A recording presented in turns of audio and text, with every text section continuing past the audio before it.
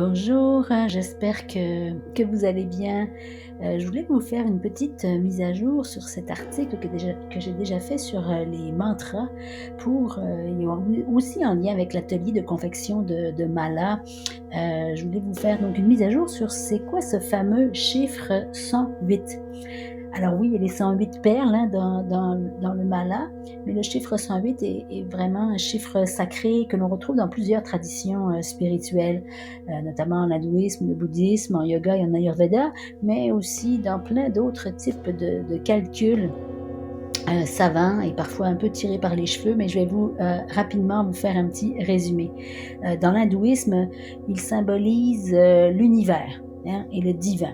Par exemple, il y a 108 Upanishads, ce sont des textes philosophiques sacrés indiens qui explorent la sagesse spirituelle.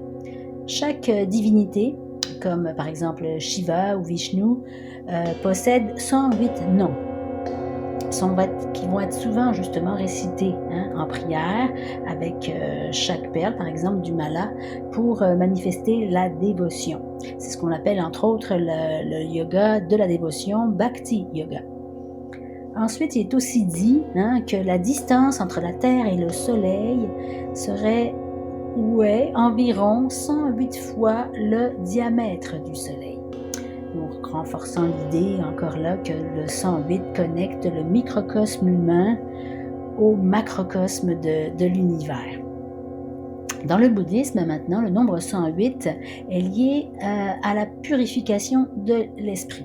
Car on dit qu'il y a 108 désirs terrestres ou des afflictions, on les appelle aussi comme ça, des afflictions mentales qui nuisent, qui empêchent l'éveil. Donc, les temples bouddhistes, par exemple, font résonner la cloche 108 fois au Nouvel An pour libérer des illusions mentales. Les moines bouddhistes aussi utilisent un mala de 108 perles pour réciter des mantras. Chaque perle représentant, dans ce cas-là, une illusion à transcender vers l'illumination. En yoga, dont j'en parlais, le nombre 108 est un nombre symbolique aussi de transformation et de connexion. Par exemple, il y a des pratiquants de yoga qui effectuent parfois 108 salutations au soleil pendant des célébrations, comme les équinoxes, par exemple, pour honorer la nature. Les malas, donc j'en parlais, de 108 perles, sont là aussi utilisés. Donc, c'est un type de méditation pour aider à la concentration. Donc, durant ces méditations-là, on appelle ça japa mala, la répétition d'un mantra avec le mala.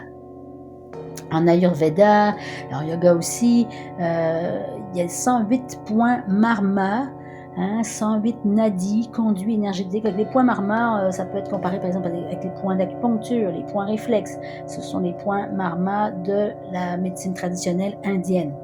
Donc ce 108 représente l'équilibre des énergies et la santé holistique. Donc, ces 108 points marma, c'est là aussi où convergent en fait tous les canaux d'énergie dans le corps. Travailler sur ces points, par exemple, peut équilibrer le bien-être physique et mental. Apparemment que l'Ayurveda utiliserait aussi 108 herbes médicinales essentielles pour restaurer l'harmonie dans le corps et l'esprit. Donc voilà, en résumé, hein, le nombre 108 symbolise vraiment l'unité et la totalité aussi à la fois dans toutes ces traditions, reliant l'individu à l'univers et favorisant le fameux équilibre et l'élévation spirituelle. Voilà, j'espère que vous avez aimé toutes ces petites explications. Je vous invite à lire l'article complet qui va être plus développé en fait que cette petite vidéo de présentation. Merci, à bientôt, namasté.